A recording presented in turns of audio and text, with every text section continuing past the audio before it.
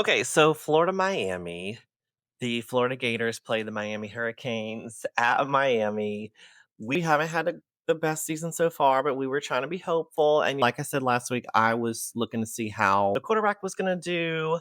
I thought that Florida defense held up pretty well. Unfortunately, the offense was not able to deliver, and Miami did end up winning at home 26-7. At this Yeah. point, I'm kind of like, RIP to the Gators. We may not really watch them that much anymore. So I'm sorry. I'm still gonna always be a Gator, but letting it control my mental health may be something I stop this season pretty soon. But the game was actually a pretty decent game. Defense was really strong for a lot of the game. It really came down to Miami kind of controlling the game more so, and especially their offensive line was a big deal. They really controlled the line of scrimmage. And for Florida, they had multiple defensive line players that were out. It made it very difficult to be able to maintain the momentum. They kept scoring pretty low for a while, but then really the second half, Miami just opened it up even more. And then really, Miami was able to rush like crazy. They rushed for 184 yards on 46 attempts. Wow. And Mark Fletcher, I remember watching that when that touchdown. I was like, dang, that boy's good. And you don't want to give him props, but you have to give him props. And then there was a 1 yard run late in the fourth quarter that sealed the game.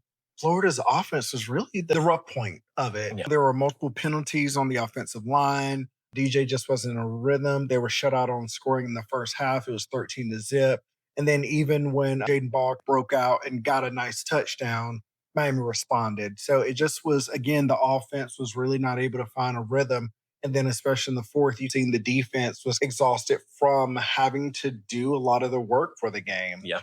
And then Florida was held to their lowest total yardage since 1999. And they were 0-13 on third down conversion. So Oh gosh.